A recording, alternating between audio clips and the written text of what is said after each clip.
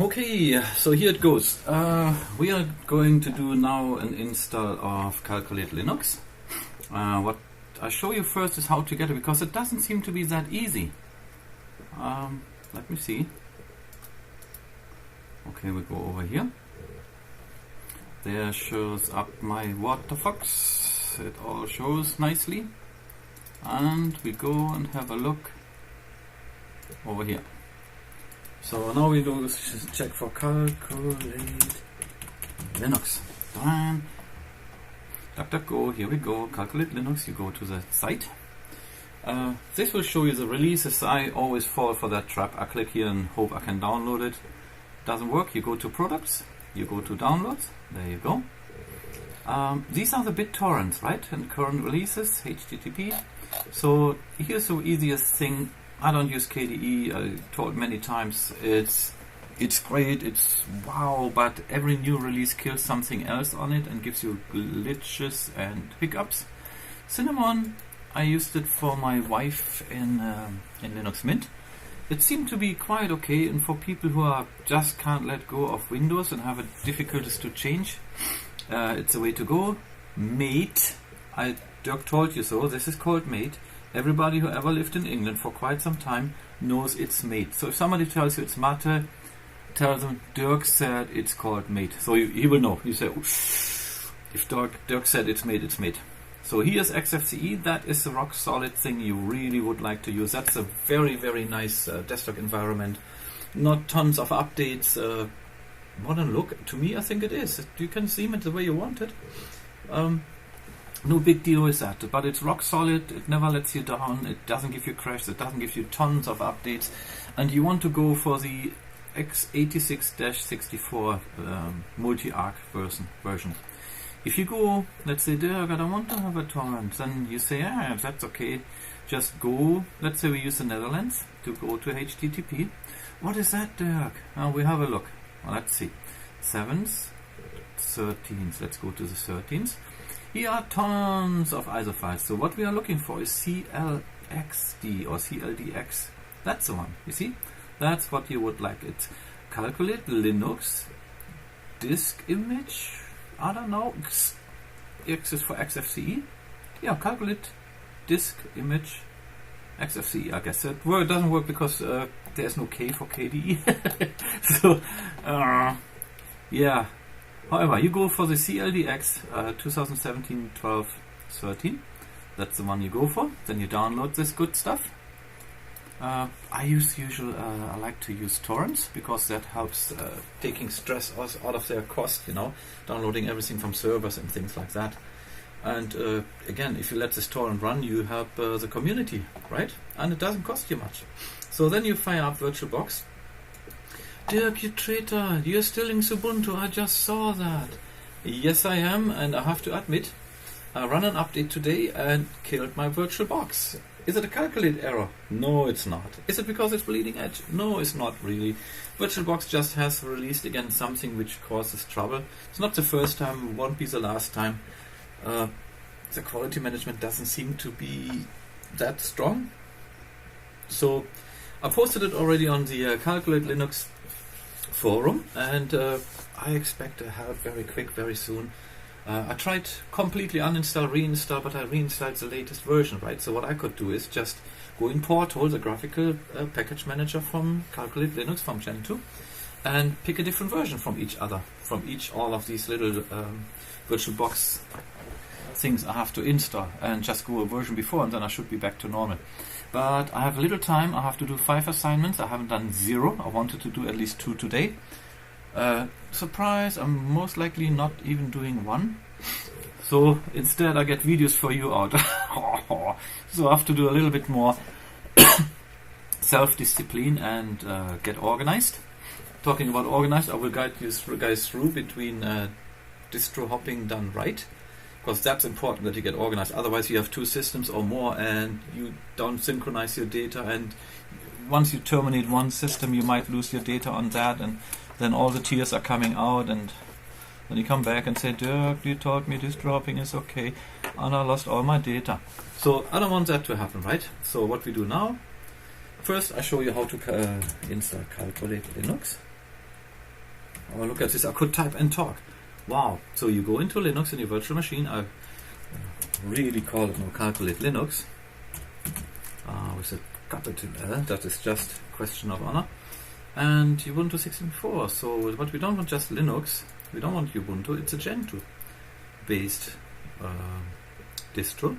Then we press OK. We give it a little bit more memory, like 4096. Then you say OK. Create a virtual hard disk. No, do not. Yeah, you do. Of course we do. Okay. And we use a VirtualBox disk image, right? The VDI. So yes, we want that, and then dynamically allocate it, which means you can give it any size. It won't only reach this size once the operating system takes that space, right? Otherwise it stays small. So we call it Calculate Linux, we give it 8 GB, that should do, because it's purely about the installation process, which I can't show if I install it on my hardware. That's why we're using VirtualBox here. So I give it 8 GB, that's totally fine. Duran, there it is. No, you're not done yet. Oh, why is it not done? Okay, because we have to do some fine-tuning. So we go on the system, we give him memory, we do not need a floppy anymore. We give it 2 processors, that's fine. Then you go to display and give it all. Then you switch on enable 3D acceleration, that is pretty nice. As you see, I went to storage and I go to the disk drive. Choose the virtual drive. So what we do now is we go in. Oh, I have an ISO folder. Dirk, you're so smart. And there's my CLDX-17.68664 ISO file. That's the multi-arc. And always go multi-arc. You never know when you need a 32-bit library or whatsoever. So just go for it. It doesn't really add much to your system. It makes a little difference in usage. But I have 16 GB. Who cares, right? If I would have to install it on an older laptop with only 2 or 3 GB, then yes, I would go for the 32-bit. Not for the 64-bit. You could also go for the 64-bit and skip the 32 if that old laptop is actually supporting it. Audio. We stay with Pulse Audio. I like that a lot. Network. We go for bridged. It's always. I mean, what I do here is not just for Calculate Linux. It's for every distro. If you install it, do it like that way. You won't be having trouble. Enable USB control. I just use the 1.1. Shared folder. Yes, we want one. Don't be afraid. It's really not. VM shared. Open. Auto mount. Don't be afraid, it won't auto mount it just like that. Nobody. I haven't seen any distro doing it. You always have to add a little bit stuff. I'm not going through this today because I like to keep it short. So we fire it up. So I press right Control and F. That gives me the full screen, and it helps you to see this a little bit clearer. English, United States. Is there any other? Calculate Linux desktop. That is the live DVD. Off it goes. It's booting now. Yeah, the people from the US, I think they don't know the rest of the world what that means. You know, no, better I don't get there. You know, I've got always these 2 men in black in front of my door, and I always feel dizzy, and I can't remember what they ever said to me. Oh dear me, one day I'm in trouble. So yeah, this is how it looks like. That does look already very nice, isn't it? These people gave it lots of eye candy, in my opinion. So I like what they're doing. Here it goes. The nice Gentoo penguin steps. Gentoo is actually the fastest penguin. That's why they call it Gentoo, because it's super fast. So we have an internet connection. Here's Calculate Linux install. But no, don't rush here, guys. We have to do one thing at a time. My way is I like to partition my drive beforehand. So Calculate Linux makes it totally easy. Look at this. We have gparted right on our desk. You fire it up. You're not getting asked for any special password whatsoever. So first you need a partition table. Create partition table. We use the MS-DOS. If you want to have tons of partitions, then you go PTL, or what's it called? GPT, the GPT table. But with the GPT table, you have to create a BIOS boot partition. We're not going there yet. We keep it simple, so take the MS-DOS. In distro hopping, I'll show you how to make the most use out of it, even if you have Windows on it, which is a shame, but some people have it. So keep it simple here too. So what we do is we use 512 megabyte, and we call it, I call it an extended 3. And where is it? Dun, dun, dun, dun. And this will be my boot partition. So I'll label it. Partition name. You see a label here. So we do that. Primary partition. Yes, it is. Add it. There you go. See, now we have a nice boot partition.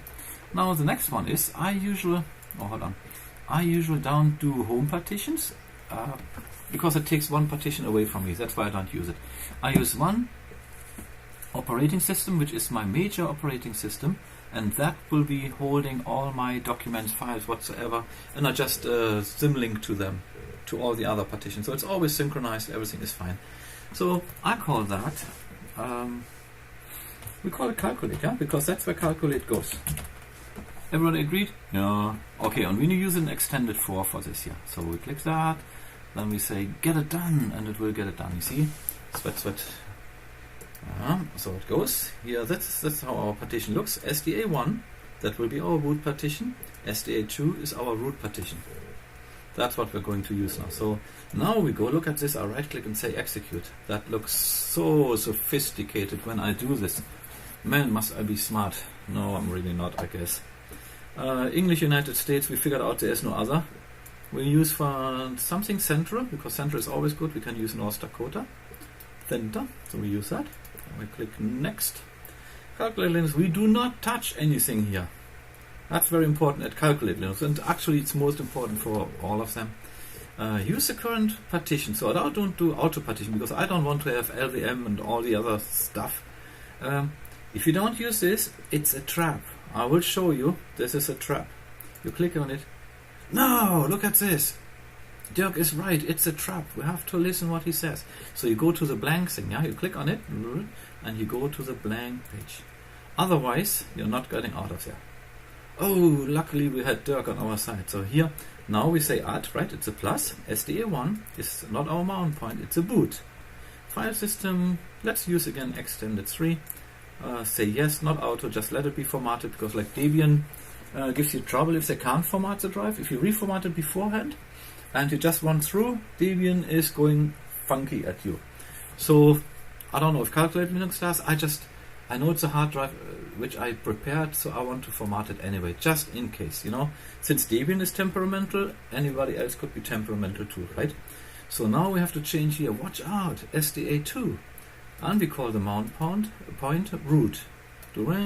So we could thousands like home partition, blah blah blah. We don't want it. So file system is extended 4. It's still a very good one. BTRFS is pretty good, but for normal systems I just use extended 4. It never had let me down. It's not like NTF that it is built to corrupt your data. So because I had a Windows server and I copied all the stuff over to my FreeNAS box, and guess what? I had tons of corrupted data, not even knowing that I had it. So can I trust the Windows server? I do not. Some people do. I personally say no. Don't. If you love your data, if you want to keep it safe and sound, FreeNAS is a free, very good solution. ZFS keeps your system up and running. I mean, data protection, you name it. We're not there yet. I get carried away. I have to watch out. So we did it. We have our partitions done. Now we say next. And then hostname, we call it calculate vbox. Just in case. Time zone, we leave it. Network manager, look at this. Mask is there. DHCP address, it's okay too.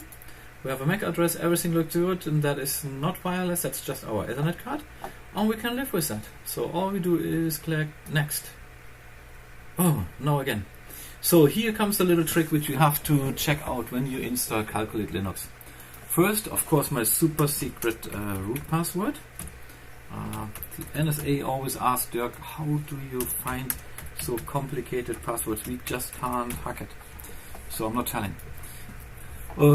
Here, do not just take this here, click on it, and take the guest out and put your username in, which is mine is Dirk. Dirk, you're a genius. Yeah, so I just put my name Dirk in here, administrator, full access. I do not touch the groups because I don't want to add that all on. You know, you might have figured out already that I'm a lazy guy. I would like to have it fast and simple, and I like GUIs, and I don't like to touch too much if I don't have to. So I just took over the guest, called it Dirk. I got a full administrator access. Click OK, and job done. See, here I exist. Now you say again next. I put my root password in. You saw that, super secret. NSA has no idea what I did here. And then you press next. Dran audio system, pulse audio. Yeah, we like it, we keep it. and then we go. And here, that's the beauty, you know, if you install it on real hardware, you have a choice. You can say AMD Radeon, AMD GPU, so whatever you have, maybe an old one, Intel, NVIDIA Nouveau, which is the open source driver. Maybe the Alzheimer kicks in, right? Then NVIDIA graphic driver, which I'm going to use when I got my Voyager box up and running. But in a moment, as I said, I fell back with my assignments and I have to do them tomorrow. So tomorrow is most likely no video except in the evening. Or maybe if I find the VirtualBox fix, then I'll put a quick video up. I use Xorg server auto detection here for my VirtualBox. All done, nothing to do, composite. Oh yeah, we want it. Press next.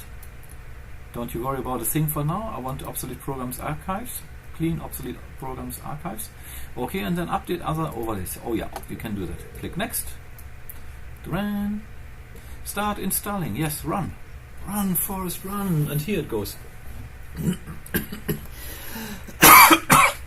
Oh, I'm dying, like, guys. Oh, I'm back. I'm still alive.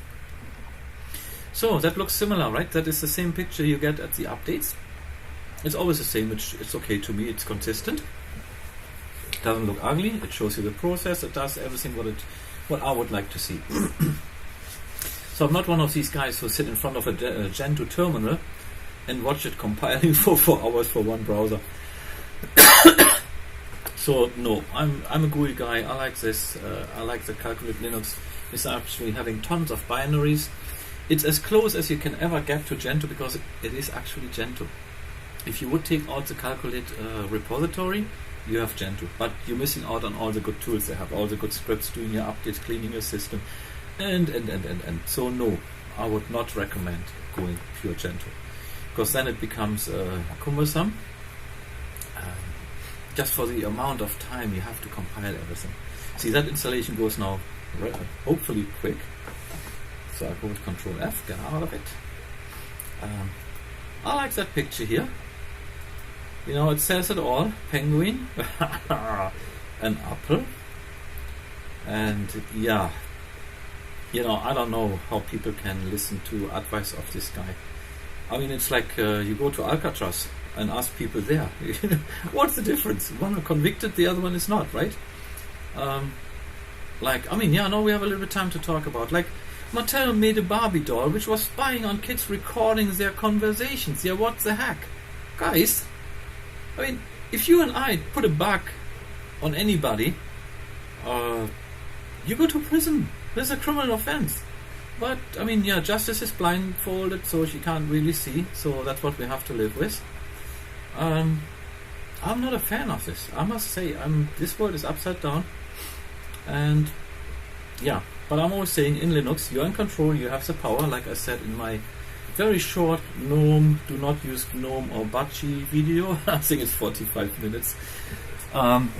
It is just, if you watch it, you hear my little rant. It sounds maybe funny, it's actually not. And it still reminds you, you got the power, right? So you can decide. If they put something on the market and you don't like it, get off their system, off their desktop environment, and tell them. And if lots of people do this, they will change, because they don't do anything for nothing, right? They want at least to have success. It's the same with my videos. I value my time actually too. I really value my time, because I give my time to make these videos. And if I with these informative videos, if I helped at least one person, it was worth it. Because otherwise that person might be desperate and. So I was in these shoes. I was happy and glad that there were YouTube channels showing me, helping me. You could put stuff in a comment, say you try to recreate stuff, and you get help. So that's a really nice thing, and that was taking. Now it's my time to giving, right? So I give back to the community. Then I do a little bit entertainment, which is actually funny and not, because it's more about the concern about your privacy. Do not throw that away. It's like, yeah, I've got nothing to hide. No, if you have nothing to say, are you giving up your right of free speech, which we almost have lost? Because now some people can be offended, but the other ones cannot be offended. I have not worked out how this functions, how this works. And I don't know what they put in the water that all of a sudden in 2016 everybody woke up and is offended of something. Yeah, or maybe I'm just dumb.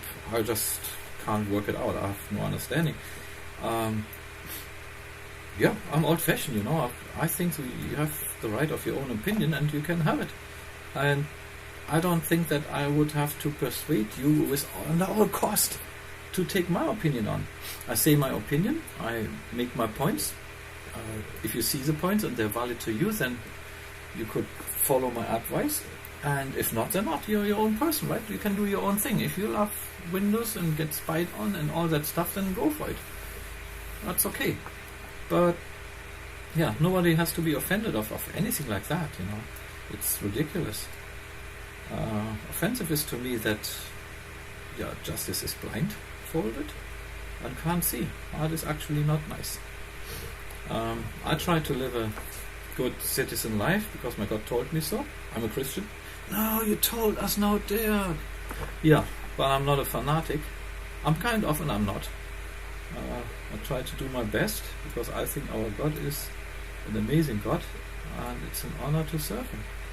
I haven't seen anything selfish from this God, from the only God I think it is. I'm convinced actually. And so there was not a single thing He said, this is mine, you can't have it. So everything He said, what is called sin, is hurting me or others. And I don't want either. I'm actually not born to hurt people. I might do, unintentional. I might have done it intentional.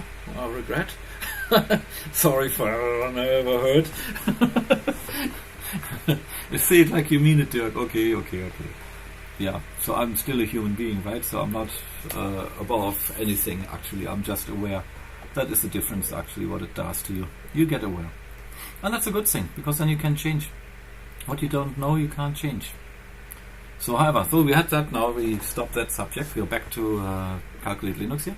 You see, it did all the same, unpacks the stuff to the target, copying CLT templates to the new system, updating the configuration. That means it is writing most likely the grub entry and puts everything in, or is just installing in a moment grub, and all the Linux kernel things. So they take a little bit time, usual. And then here it goes. I can hear the hard drive in the background from my computer, something like that. And sorry guys that takes quite long. That's why I choose the time to bug you guys with my talking. Yeah, the next video I think is about calculate Linux or what. That will be coming. And after that, I think that will be in the right order.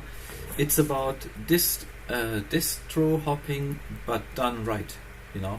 Because you can do distro hopping and then you harm yourself because you lose your data, you lose your functioning operating system, you can't get done what you need to be have done. Here it's all done. Would you like to reboot the computer now? No, because what we do is we switch that off because it's a virtual box, right? If it wouldn't be virtual box, we would just say yeah, reboot. So it's a virtual box, we shut it down. Here it goes. Look what a nice eye candy. Penguin, bye bye, Calculate Linux, I see you soon. So I think that's the settings done. So now we go back in here in settings, storage, and then we take out this drive to remove from virtual drive. So done. You see, that's what I wanted to do. So when I boot now, it will actually boot. Right Control F, it's here. Now I've got the Calculate Linux boot menu. There you go. So and look, this is nice eye candy, isn't it? The volcano is actually not that nice, I guess, because it's devastating and destroying, but it looks nice from far away. Like most of the things, you know, they happen to others, never to us. Well, it's not true, I guess.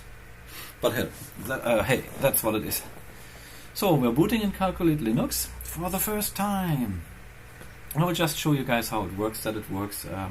You have seen the installer looks complicated for somebody who is used to Ubuntu. But actually it wasn't, right? It was a simple getting through to it. I just did my partitions. I need a boot partition. So if you distro hop, you have already a boot partition. Then you just add on your root partition, which is holding your home folder too. And that was it, right? There are some things you have to consider, but I put that on when we go to distro hopping. So, this is firing up. My hard drive is still running. It's a little bit slower-ish because I used a dynamic allocated hard drive. So that of course has to expand, right? When this is expanding things or installing things, it's actually expanding this VirtualBox hard drive. So it's kind of double writing. Oh, my super secret password. So here, that is Gentoo penguin, the fastest penguin in the whole world. Footsteps. That's where Gentoo comes from, actually. Being here, oh, connection established, super fast. So now, Dirk, what? You have a tiny screen. We don't like this. You're right. Let's see. We're looking for something. Input? No. We have input already. Devices. Insert guest additional CD image. VirtualBox warning. The VirtualBox machine execution may run into an error condition. Oh, we will see. Ran. So I did something. Now we check. I can't see it yet. Does it do it? Oh, look what they've done. Yeah, I forgot. They put that panel on the bottom and they put it on auto hide or on height. So, no, we don't have that. Device, insert, guest, additional CD image. The image file is inaccessible and is being ignored. Please select a different image from the DVD. No, I don't want to. So for that, what are we going to do? Just in case. So if you were just interested in the install, that's how you install Calculate Linux. It's pretty easy. If I remember right, I have in my ISO folder a VirtualBox guest addition. Here it is. So all we got to do is we have Calculate Linux here. We go back in the settings. We go in storage. Here's your empty disk drive. Then you go in here. Choose virtual disk drive. Then I know it's in Dirk, it's in ISO, and here's a VirtualBox guest addition system. So we did this, now we fire it up again. So, and there it goes. Now I show you guys how to install the VirtualBox add-ons. It's not rocket science, it's really not complicated, it's just you need to know, right? That's all what it is. Even the installation, you know, oh no, it's so complicated, this Gentoo I'm not used to it, it looks so strange, I don't know what to do. Once you saw this, I think it takes all your fears away, right? Because it's pretty simple, it's not complicated. And the thing is, the way I did it, with pre-formatting my hard drive, you will have no trouble with Fedora, Debian, whatever you want. It will just work. So, oh, Dirk, genius, look at this, you got the VirtualBox add-ons. So we're looking for the VirtualBox Linux add-ons run. So we use this, because that all doesn't work in my experience. If you want to have a successful way, you just go here, I go to downloads, back. Oh, Dirk, you're too fast. Dirk, nobody can follow your steps. VirtualBox Linux additions. Copy it, then you go to downloads, I go to downloads, you can put it where you want. Then I say paste, and here it goes. Now we can kick them out, bye-bye. Then we open a terminal. Should be in system somewhere. Here it is. So now we go CD, capital D-O-W, press tab, and it says downloads. And maybe I gave it away already somewhere. I'm a lazy typer. So what I did, I do it one more time. I just right click on it. I said rename. Then I mark the whole thing with my mouse. Right click, copy, cancel. Then I go here. And to start a script, you just have a dot, /, then you put the name in it, and then you press enter. Oh, alright. Dirkie, what did you tell us here? So I change with SU to root. I put my super safe NSA safe password into root. And now we do the same thing, right? So it was a dot, it was a /, and we still paste in the name. Hold on. Not true. Oh yeah, we're in downloads. Okay, so we can do it. So one more time, dot / and the name. So we don't have to change in the downloads folder because we're still there. And then you press enter. Look at this, Dirk, you genius. That's how you install the VirtualBox add-ons. And then I'll show you once installed what it does to you. Because that's a bit tiny screen to me. You know, like it looks on your TV screen or computer. That's how it looks for me too. Yes, we worked with screens like that in the older days, 5 years ago. Okay, it was a little bit longer maybe. Yeah. Oh, look, install additional modules, VirtualBox Rest Edition. So it's done. I go out with exit, and I go out with exit again, and the terminal is closing. So we could delete this because we don't need it anymore, but in my life I figured out sometimes you do. So we go to restart. I just leave it in to see if it works, otherwise I might have to reinstall it again. So and that would be the time when I go actually delete it, when I know it works. Do not delete anything until you have confirmed it's working. And if it doesn't take too much space away and you kind of dependent like a program, keep it. Don't delete it. I know that this is common knowledge, but it's not always common sense. So that's why I say these things. Because rule 1 and 2. Rule 1, Dirk is always right. Rule 2, if Dirk shouldn't be right one day, rule 1 will be reinforced. So that makes it right. So that's why you can tell everybody it's not the desktop environment Mate, it's Mate, because Dirk said so. Ah, look at this! A super big screen! And that's all done with the VirtualBox stuff, right? So now you can even go in here and you can say all the little extras, bidirectional stuff you can copy and paste and things like that. Drag and drop, you see, disabled. Now you can say be bidirectional. Then a shared clipboard, bidirectional. So if you cut and paste something somewhere else, like I go with the right control F is actually for the switch to go either into full screen mode or go out of it. It's good to know because sometimes you don't know, and what do we do then? So let's see. Can I click it, put it over here? It didn't work like that. Let's see if I can copy it. Control F. I just go into the home folder because it could also be that it just doesn't show. Now I go in documents and now I see it doesn't let me paste. But let's see, the other stuff should work, right? So we open that. We use this. Copy.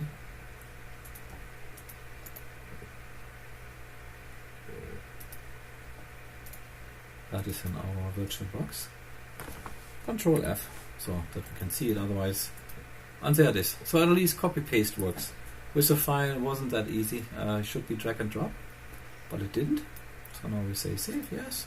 So you see I'm in my VirtualBox, I open it up and copy paste that in. Duran, so that works. That might be the only thing you ever use, So that was a Calculate Linux install. Wasn't that difficult?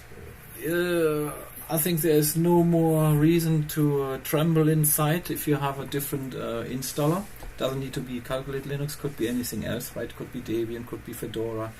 On the end, they all have the same principles. So if you format your drive yourself, then you can distro hop without being afraid that you kill your main data and stuff like that. But we're going to get there. There's maybe something I have to mention for those people who use Peppermint Linux. Just to make sure you know your hiccups. Not that you do an install and then you regret it after a few years because you can't update without losing your data or doing a huge backup thing. Man, I did this with one breath. Did you hear that? It worked. So, this is it. That's Calculate Linux. Installed, and it works. So usually you can now just do updates whatsoever. You have a fine operating system running. So, that was it. I keep it short now. I don't know how long that video is. I ran through as fast as I could. You had to endure a little bit while the installation procedure took some time. All my babbling. I hope there was some useful stuff coming up for you guys. Yeah, I'm just a dumb guy, so I don't understand often why some criminals get locked away and the other criminals go free. Yeah, well, what do I know, right? So this is it, guys. That's VirtualBox, Calculate Linux, and I might leave it there just in case if somebody wants to try something. I can give it a shot there because Calculate Linux is my main system, so I like it to work. Now my VirtualBox didn't work, so I was in tears for a moment. But that's it, right? What can I do? So next video, that will be Calculate Linux or what? It's a short video. It's just more a call or a shout out to the community, and let's see what's coming out of this. I hope you will like it. I hope it is challenging enough, and maybe it's exciting. So we will see. I'm not saying anything more, you know. Yeah, you could ask NSA what did Dirk plan, then they have a look at my Synology notes, which is like Evernote, right? And then they know it all my secret notes. So this is it, guy. I keep watching the penguin eating that apple, nicely relaxed. And you have a good day, guys. Like the video, let me know what you think about it. This video in general should take fear away from any other unusual installer or not used to installer, because you see it's not very difficult. It's all the same principle. Everybody needs a boot any install needs a boot partition. Any install needs a root partition, and that was it already. So there you go. I didn't use swap. In a single install, I would not use swap. I would use a swap file.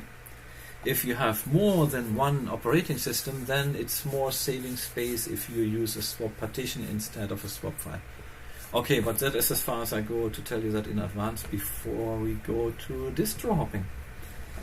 Okay guys, this is it. I shut it down here. I will wrap it up. Have a good day, guys. I hope you liked that video and hope you stay tuned. And let's see what's coming up. I try to make that channel a little bit more interesting. I try to keep the informative videos a little bit short. An install takes the time it takes. There was nothing I could do. Yeah, I could have stopped talking here now, but I'm going to do that. And I wish you all a good day and a good time, and stay safe. Okie dokie. See you soon.